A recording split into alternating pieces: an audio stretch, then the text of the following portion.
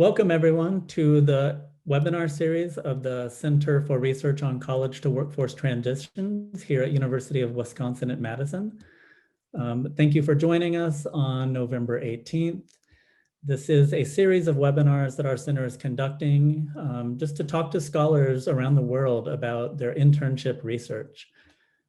Typically, we have a meeting in September where we invite scholars from around the world to come in person to Madison, Wisconsin and talk about their research. But of course, we had to cancel that with the pandemic. And I was just talking with Dr. Guan that it's been a mixed blessing because we've been able to meet and have conversations with people all over the world who probably would not have jumped on a plane and come to Wisconsin anyways. This morning, let's see if our guest, Dr. Pan, oh, there we go. We have our second guest here. Excuse me as I mess with the Zoom controls. And Dr. Pan, I think, yes, I did it. I hope that you are able, I'm asking you to unmute. Hi. Good morning. Hi. Hello. Hello. Yeah, I cannot start my video. Oh, okay. Let me see if I need to do anything. Make co-host. Maybe your video starts now. And I was just about to do introductions, Dr. Pan, so great timing and apologies for any technical difficulties. Great, thank you, thank you. Yeah. Hey, yes. Yeah, actually, I have joined the meeting previously. I can hear your voice. I can hear your conversation. Just cannot to, yeah. Great. Well, I was just doing introduction. And so let's dig right into it. Okay. The topic of today's webinar is the interplay of proactive personality and internship quality in Chinese university graduates' job search success, the role of career adaptability. I have with me today two incredible guests. Thank you both for joining from the United Kingdom and China. Dr. Guan is a professor in management at Durham University Business School in the UK. And his research areas include career management and cross-cultural management. And he's currently serving as an associate editor for Journal of Vocational Behavior. Good afternoon, Dr. Guan. Good afternoon. Good morning, I should say. Yes, so 5 p.m. in England, 1 a.m. in China, 11 a.m. in Madison, Wisconsin. Yeah. Dr. Pan is an associate professor in organizational behavior at Tianjin University in China. And his research interests include leadership, creativity, and innovation in career management. Good morning, Dr. Pan. Hi, good morning. And I was just telling Dr. Guan when I was in Tianjin, I think in the fall of 2018, unfortunately, I wasn't able to meet you. But now we have this connection. And if I go there again, I'll definitely make sure to meet up. Yes, that's unfortunately. Yes. We met each other, but fortunately we met virtually. Here. Yes. Okay, and so for all of the guests on the webinar, if you have any questions, please put them in the chat. This is intended as a very informal conversation. And so I have a few questions I'll be asking Dr. Guan and Dr. Pan. But again, if you have anything, put it in the chat and I can ask our panelists. Let's see, so my first question, we're talking about this paper about the role of career adaptability and quality internships in Chinese university students' job search success. What was your initial inspiration to write that paper? Why did you choose to study internships in the way that you did? And I guess either one of you can answer any of the questions that I posed to you. Okay. So I want to answer the first question. So actually, I started doing this research when I was in a graduate school. So it was inspired by observation that undergraduate students in China actively seek internship opportunities and spend a lot of time on their internship where they are studying. So at the same time, the employers also make their employment decision more or less based on the candidate's internship experience, especially when they are reviewing the candidate's resume. So so therefore, I came up an idea or a question that if the internship experience can fundamentally improve in students' career-related ability, rather than just making their resume more attractive and beautiful. So this is the start point of our project. So I came to Professor Guan, who was the faculty in our department at that time.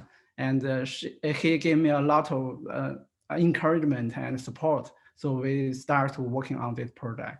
So this is the story from my side. Yeah. Yeah, thank you, Jingzhou. What I want to add to the story is more about how to design this project from a theoretical perspective. Usually, if we want to publish an academic paper, we also need to look into the literature. For example, when we were checking the literature, we have found that there indeed have been there had been some studies focusing on internship, but we had this general impression that the current measurement of internship seems to be too simplistic. For example, there have been a lot of quantitative indicators, the length of your internship experience, the times of internships. And we thought that probably it's a better idea to capture the characteristics of the internship. So that's why we use that skill to measure internship in that project. Secondly, from a theoretical contribution perspective, we had been doing some research based on career construction theory. So according to this theory, individuals' career adaptivity would give rise to career adaptability. Then career adaptability would lead to positive career outcomes. But it seems that not much work has been done to combine personality and also your internship experience to see their interactions in predicting those outcomes. And we thought that probably this would be a very interesting question to examine by combining the roles of a proactive personality and the internship experience. Great, thank you for those answers. And when we did a review of the literature on internships in, I think, 2017, we found very similar things. There was some research on how the structure of an internship, such as its length, if somebody was getting paid or not. We found research on those types of things and their impacts on wages and employment status, but not a whole lot on things like the quality of the supervisor or the nature of the tasks or the jobs that students were asked to do. So we kind of thought of it as a black box problem that some colleges and universities were thinking, oh, take an internship and automatically they're going to have positive impacts on students. And we thought, no, wait a minute, we need to know what's actually happening inside the internship. Yeah. So I was very happy to see your research. Now, one of the things that you focus on in your study is this idea of internship quality. Can you speak about that a little bit more? How did you operationally define quality? Mm-hmm. Yes. So first, I want to talk. I want to talk about internship. So internship refers to structure and career relevant work experience obtained by students. And theoretically, so good internship can make the students learn something invaluable and improve their work-related ability. So the internship quality should serve as an indicator reflecting this characteristic of a good internship. So which is different from internship quantity, just as Professor Guan mentioned just previously. So the challenge we met is how to conceptualize and structure the internship quality. So in this aspect, actually, Professor Guan helped me a lot and suggested me a very useful framework that we can just adopt it to conceptualize our internship quality. So which is job characteristic model. So we use a job character model to conceptualize our definition, our internship quality. So based on this model, the employees' job performance and attitude are affected by important job characteristics, such as like skill variety, task identity, task significance, autonomy, and feedback. So based on this framework, we define internship quality as being characterized by a high level of skill variety, task identity, task significance, autonomy, and timely feedback. In other words, in our definition, we focus on the characteristic of an internship. And theoretically, if as long as this internship have a well-designed characteristic, the student can learn something valuable and improve their work-related ability and skills. Yeah. Thank you, Jingzhou.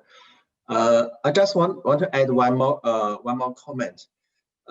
So here it is more like that we kind of borrowed the idea of a job characteristic model to this research project, but clearly this practice may also lead to some concerns from the reviewers. For example, whether these job characteristics are enough to capture the attributes of an internship.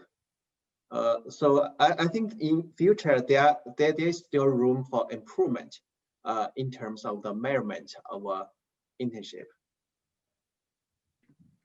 Great, thank you. And I'd like to talk a little bit more about career adaptability and some of the findings from your study.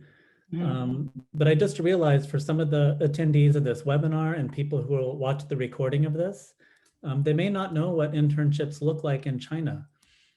So can you just give a brief description of some of the types of internships some of the students took that were in your study? And if you don't know that, maybe just a brief description of what internships look like in a Chinese university.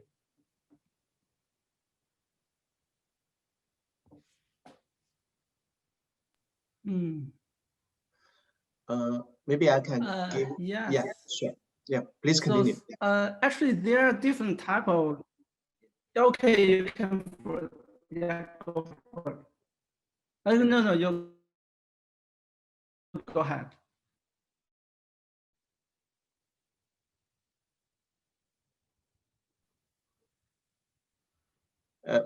Please continue, Jingzhou. Okay. Yeah. So okay, I go first. So in China, I think based on my understanding, there are different types of internships. One, also some the employers also have some different purpose for the internship, for providing the internship. Some companies just need some like a temporary labor, so they recruit some students to just as a part-time job. So for these students, this type of students, they just take a part-time job as an internship and use their like weekend or some day they don't have classes. And the other on the other hand, some companies just provide the internship program to select the potential talent can work for their own company in the future. So they in this program they have a well designed program, and they have a strict selection procedure for the candidate of internship. So in this, for these students, they can they need to like have an interview first, and probably we'll talk with a different level of managers, and then they finally can be selected as a candidate for the internship. So for these students, they can just take a long time. For example, at the for the whole summer, also the winter vacation, and they can be trained well, and they have the opportunity to live in this company and become the formal employee of this company. So they have a different kind of internship, and the students have a different attitude to this internship. But but in a word, so students kind of actively to seek different kinds of internship experience because they think any experience of the internship can like improve their possibility to be employed in the future because they make their resume more attractive, and probably they can be a capital in the future, like employment procedures. So that's my understanding. Yes, I agree with Jingzhou, and I think he already outlines a very good classification of the different types of internships in China. Some students just do it like a part-time job or just to make some money, but some students really have a good plan in terms of the choices of potential employers, in terms of the choices of the internship programs to prepare for their future employment. And I think there are also some students who just want to do some career exploration. They are not sure what kind of jobs will fit you, but they just choose to do internships to accumulate more insights about the career world and about themselves. And both Jingzhou and I used to work for the School of Labor and Human Resources of Renmin University of China. Actually, for the master students in that school, I know that for many of them, they were trying to finish all those coursework in their first year. And many of them are using their second year to accumulate extensive internship experiences in order to get a good job in the future. Yes. Great, thank you. I asked because I was really surprised when I was at Tianjin University studying internships there. And I found there was a lot of difference across different departments. Yes. For example, in engineering, many of the students talked about they would have 2-week internship experiences where for the first week they would spend time in a lab on campus, and then they would go to a factory, but there would be hundreds of students there from other regional universities. And there were so many students, they basically were watching people operate machinery. And so, that's a very different experience than what I heard from students in business, for example, or the social sciences, where they're, I think, more similar to what we typically assume an internship looks like in the United States, 2 to 3 months, and a student is at the job site actually doing tasks. So I think as we do more international research, it'll be really interesting to compare how different types of internships look in different countries. Yes. Yes. Yeah. That would be very interesting. Yeah. So my next question is about career adaptability. One of the things I was very excited about in your paper is I'm not a vocational or counseling psychologist. I have some colleagues, some of who are on this webinar, who are and who have taught me about psychosocial constructs like career adaptability.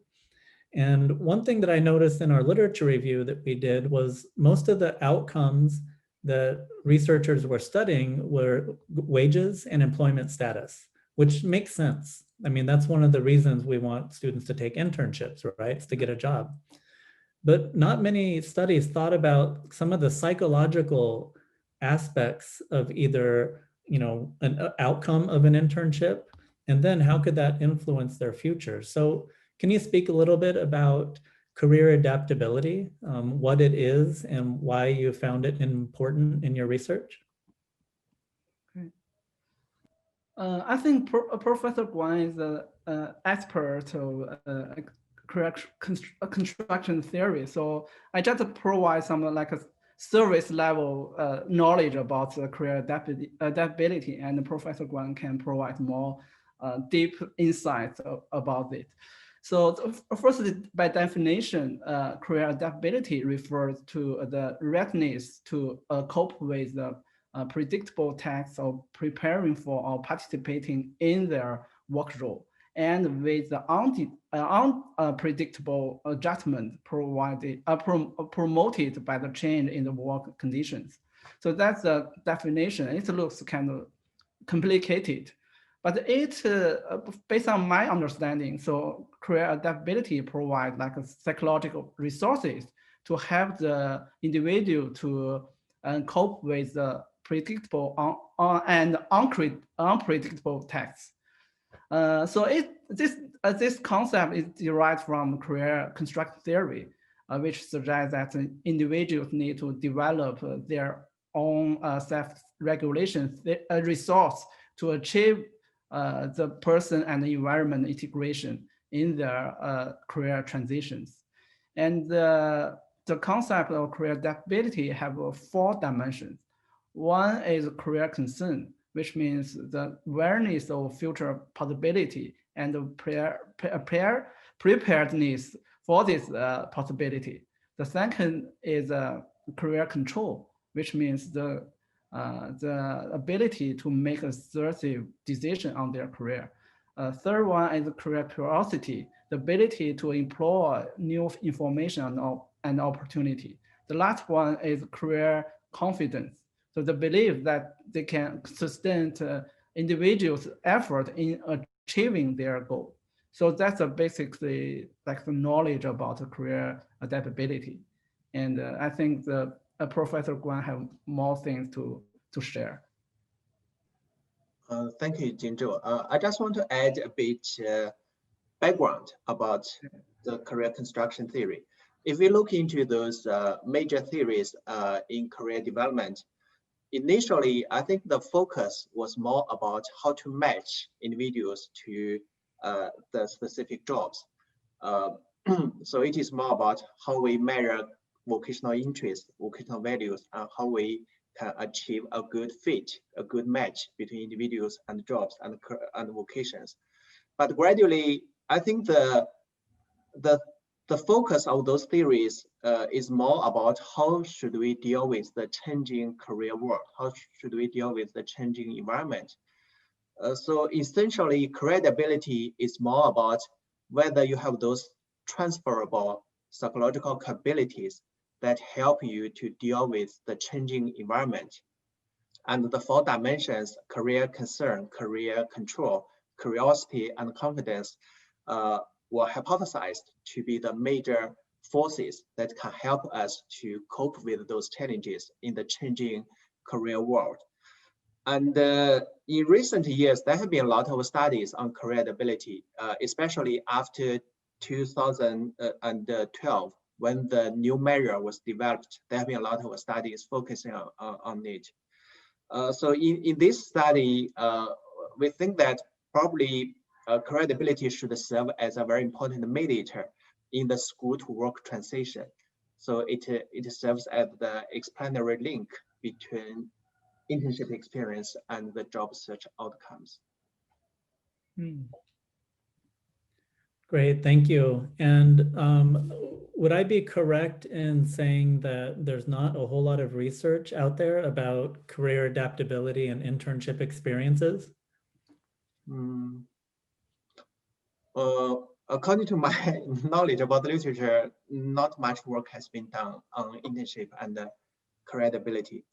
I think career construction is more like a very typical psychological theory.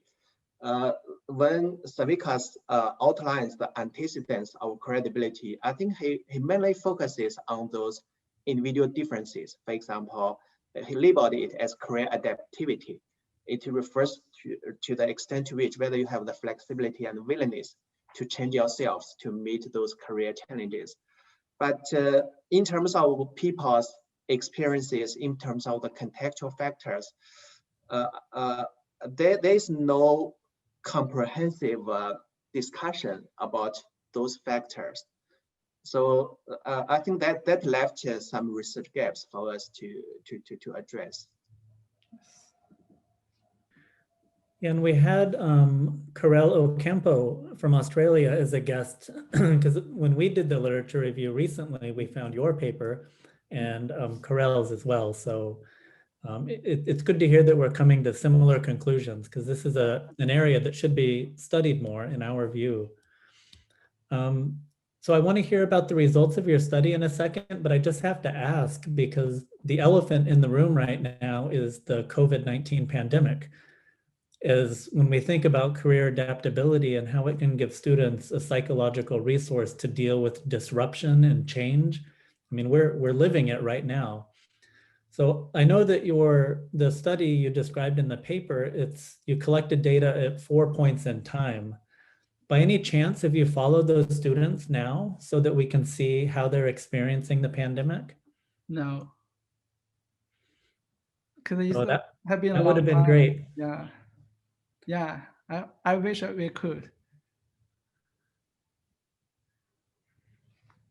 Yeah, we're trying to follow some cohorts of students here in the United States. And as you can imagine, we're mostly hearing negative things about Oh, really? 2020.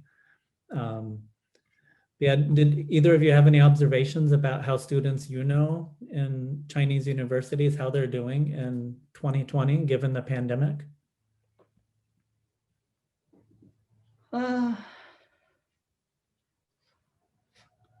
uh, Unfortunately, because I'm still living in the US, so I have no opportunity to connect in person with the students. So, but based on my understanding, so the pandemic have been passed in China. So in China, so everything have become like normal as previously. So I think the students doing well because they can go back to the school and without any concern about the virus and just have the normal life in the campus. Yeah, but I'm not sure if it is the same as the UK or US. Based on my observations, I think there seems to be dramatic cultural differences in terms of people's experience of the COVID-19 pandemic and in terms of the coping practices. For example, in China, it seems that there is a centralized system that coordinates everything, including how to handle the pandemic. So the government initiated a lot of new rules to help people to cope with the challenge. But on the other hand, I would say it potentially can also cause systematic disruptions for people's work and life. For instance, at the initial stage, some cities were directly locked down, so people cannot really travel out of the city, regardless of the personal reasons. They are just not allowed to move. But for the moment, we can see that this collective way of coping seems to lead to positive effects. So at the moment, China actually has a pretty good situation in terms of the COVID-19 pandemic situation, and many universities, many schools are becoming have resumed to the normal teaching activities in China. So I would say that probably people in different countries would have very different experiences. For example, in UK, at the beginning, we have this delay strategy. So the government does not really want to lock down the whole country. I still remember that when it was in March, when I was having those classes with my students, very few of them were really serious about this pandemic. But after the Easter holiday, the situation was becoming more and more serious. Then the government took some systematic steps, trying to curb the situation. But still, it is not like in China. So it is centralized, and if you do not follow, if you do not comply, there will be some consequences. So cultural differences that definitely play a role here.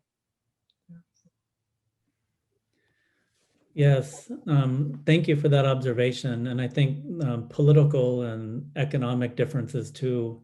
Yeah. In the United States, there's a lot of conversation right now about how the achievement or opportunity gap between mostly white students and students of color is going to grow because every school now, well, not every, but many schools are now online. But unfortunately, many students do not have access to internet or a computer. Oh. And so the thinking is, and there's growing evidence that we're going to see a cohort of students in the United States fall behind in terms of mathematics and literacy and so on.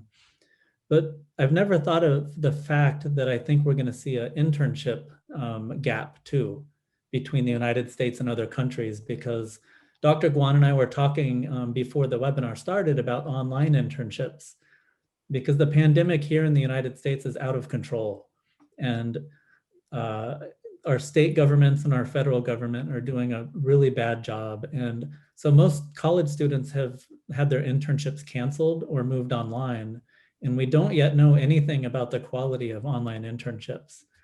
So I just want to mention this. I would hypothesize that we're going to see a difference in 2020 between the internship experiences of students in different countries and maybe some of the effects of that. Yes. Yeah, I agree. And actually, recently, we published a paper in GVB talking about the role of COVID-19 pandemic and also culture in individuals' career development. So if you are interested, I can put the reference into our chat box. Yes, please do. That would be great. Okay, so the findings of your paper, what did you find? What are some of the key results that you can share with us about your study? And again, if you could just remind us the nature of the sample, what the students were studying and where they were located. Okay. So basically, we conducted a 4-way investigation, timeline investigation, and also we contact a number of universities to help us to recruit the students to participate in our studies, and also so they are from different university and have different majors. And also have their own internship schedule. So we ask for the information about what time you start the internship and what time expected to end the internship. And so we make a timeline to manage the participants. And after so by conducting the 4-way investigation, so we found that both career adaptability, both the internship quality and proactive personality positively related to career adaptability, which will also in turn to positive affect employees' success. And more interestingly, we found the connection between internship quality and career adaptability is stronger for those students who have a lower level of proactive personality. In other words, the internship quality is more essential for those students who are not proactive. So that's the kind of interesting finding. So for department chair, so when I designed my department program, internship program, I use the funding to design it, because we assessed our students' personality before we assign the student to different companies, and we trying to send the students who are not proactive to the well-established companies, which they can get a well-designed internship program. On the other hand, we just send or encourage the students who are proactive and to the startups company or developing companies, so where their proactivity can play an important role, and we believe they can earn more compared to working in the traditional company. So that's basically what we find. So that is fascinating. I apologize if I missed that in the end of the paper. Did you write about that? I mean, how you're using the findings to actually guide your students? No, we didn't put it in the paper, but just use it in my like practical management. Well, I may want to, well, I want to follow up with both of you about possible research collaborations, but that's a really interesting way to take research findings and to apply it to practice. Yeah. I've never heard of, thinking about students' personalities as one of the filters for where you would send a student for an internship. Yes, it's very helpful. Yeah, I think probably you can design intervention study. Yeah.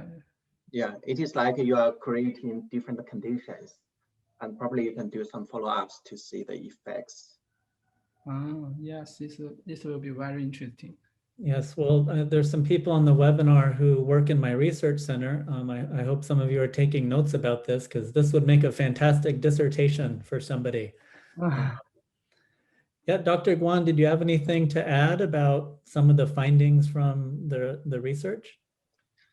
Jingzhou already gave us a very good summary about the key findings. So essentially, if we talk about credibility from an individual difference perspective, we would say that for people who score higher on proactive personality, they automatically have some advantages in terms of developing their credibility.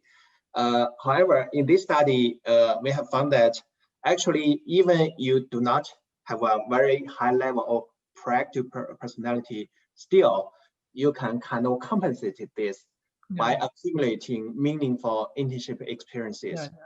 So I think that's probably the most important takeaway from this study. Yeah.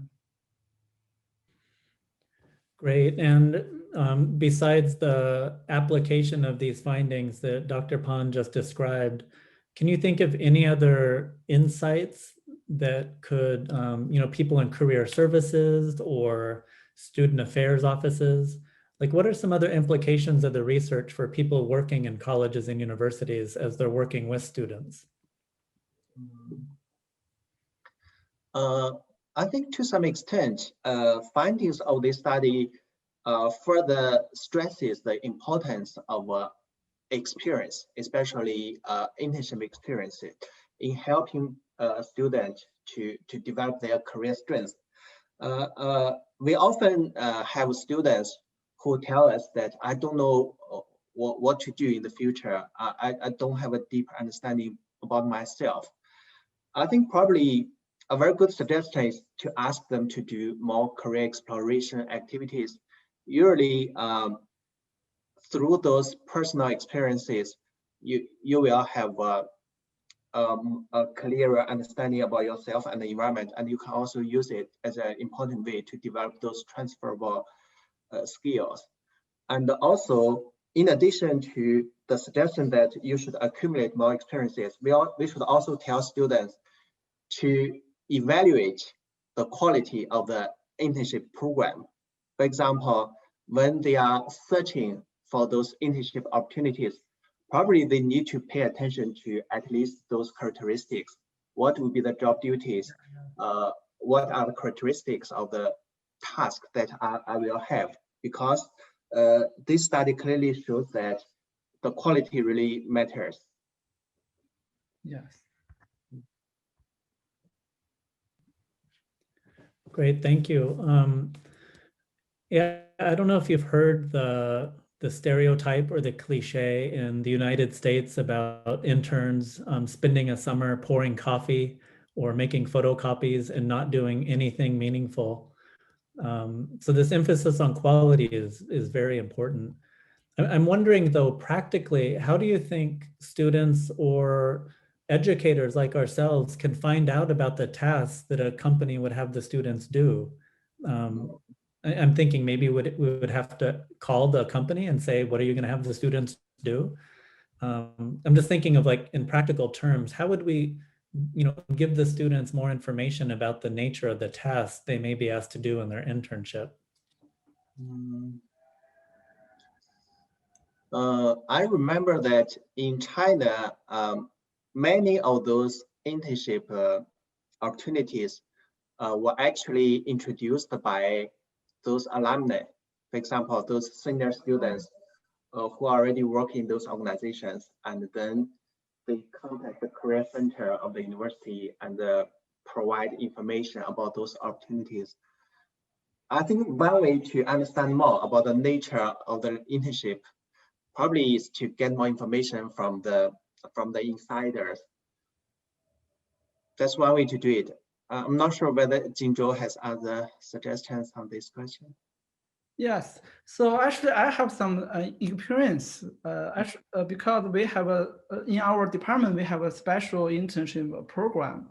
So we sign a formal contract with a number of companies and send the students to the different companies. So based on our contract, the companies, in addition to giving a paid internship, they also provide students a management-related project through which the students can have the opportunities to solve a particular problem for the companies while their daily observation or possible investigation. So the students need to submit like a monthly report to the school in which they need to reflect what they have learned, what they have observed from the internship, and also report the progress of their management-related project. We also assign a faculty to every student and work with a coach from the company to work together to help the student to better understand the phenomenon they observed and trying to figure out a possible solution for the management problem. And at the end of the internship program, the students are requested to propose the company like a report or solution, and the manager of this company will evaluate their proposal and provide some feedback. I think through the whole process, the student can better understand the phenomenon occurred in the workplace and also can improve their own like problem-solving skill and ability, which may help them to achieve their career success in the future. So in this case, we can have a like deep level communication with the companies, the internship companies, and we help them to design their program and to provide the feedback to their internship program. And we can also like have a annual meeting about the internship, and they can like provide some suggestion for our student program, and we also can give them feedback for their internship program. That's great. That sounds like a really comprehensive and intentional way to design the experience for students. Yeah. We found in our research in the United States that to be relatively uncommon, except for in disciplines that have accreditation requirements like social work or nursing or some engineering disciplines. But otherwise, students often don't have a contract, and there's not as much information about what they will do at the internship as what you just described. So we have a lot to learn from other countries. I have a question here from Jiao Hong. She's especially interested in the proactive factor. Her question is, how can career guidance and internship mentors do to cultivate the proactive personality so that students can learn more from their internship experience?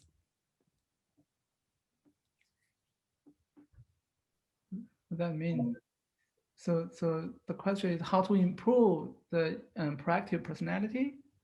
Yeah, I think that's the main question here.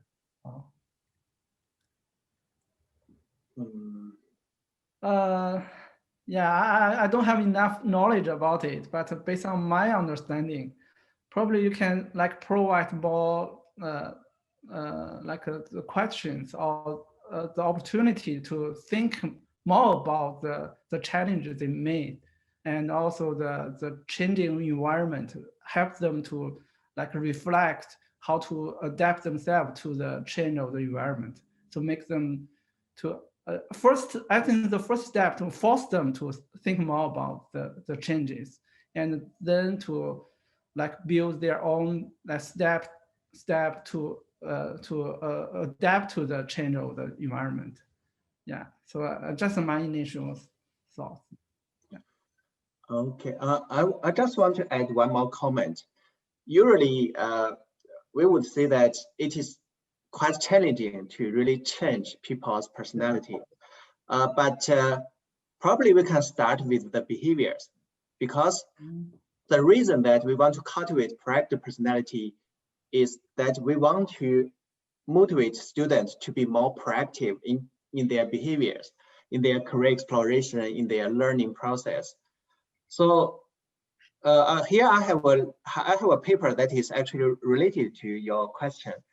There is a GOM paper published in 2010. It was published by Sharon Parker, who is one of the top researchers on proactivity in organizations. In that paper, the authors outlines 3 important antecedents for proactive behavior.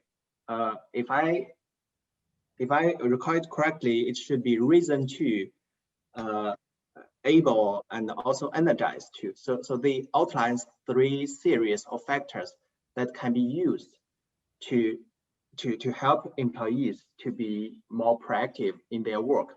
I think probably we can also get some insights from that theoretical paper, and they also published some papers on how to design intervention studies for that purpose.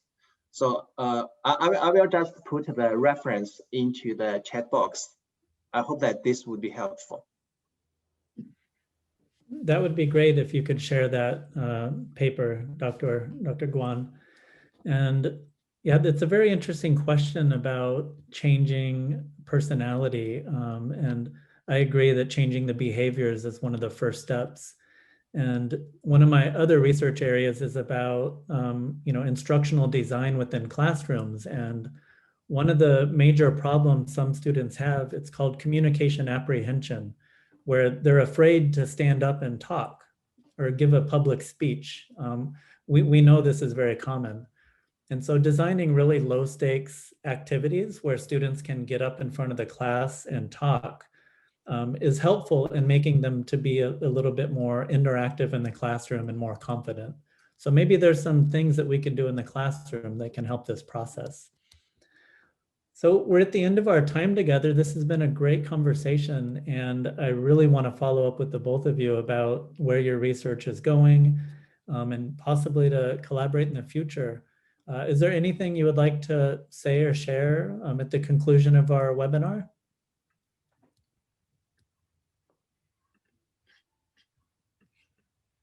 I think so.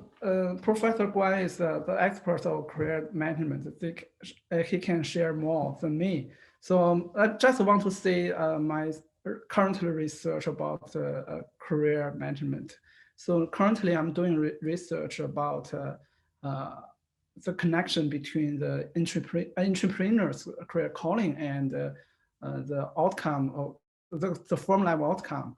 So based on one research, we found that the CEOs with a higher level of career calling can lead to a higher level of firm innovation. So it's kind of different with internship. It's kind of far from the internship, but that's the research I'm doing. And I'm also curious how the pandemic of COVID-19 can affect individuals' career choice and career transition. So how they react to the COVID-19 and by changing their career. So that's basically what I'm doing about the career. And I think Professor Guan can share more. Thank you very much, Jingzhou. I really want to thank Matthew and the colleagues in the center to set up this meeting. It has been a great pleasure. I think to look into the future about this line of research, I think probably the following questions still remain to be answered. The first one is about how to measure the internship experience. As I just mentioned, probably it is not enough to just borrow job characteristic model to measure internship, because when we are talking about internship, it is more about a series of job experiences. For example, I may have multiple jobs in my internship experience, but job characteristic model is more about a single job experience on a specific position.